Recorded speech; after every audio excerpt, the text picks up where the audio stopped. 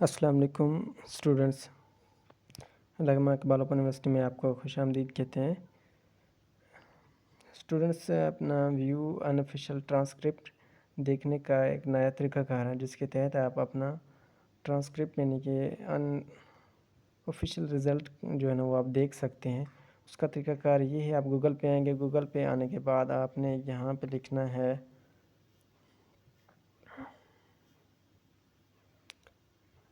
https://trn.aiu.edu.pk انآفیشیل transcript جو ہے نا یہ آ جائے گا۔ یہاں پہ آپ نے اس کو کلک کرنا ہے۔ یہاں پہ آپ کے سامنے جو ہے نا انآفیشیل ٹرانسکرپٹ جو ہے نا وہ آ جائے گا۔ یہاں پہ آپ نے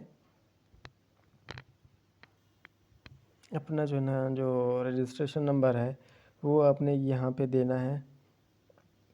کوئی بھی جو ہے نا آپ یہاں سے دے سکتے ہیں۔ میں فار ایگزامپل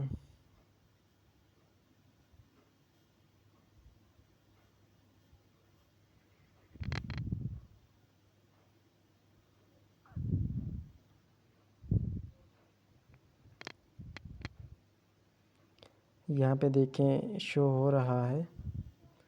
یہ میں نے جسٹ ایک جو ہے نا اپنا رجسٹریشن نمبر دی ہے، جس کے ذریعے یہاں پہ ٹرانسکرپٹ جو ہے نا وہ شو ہو رہی ہے کورسز کی۔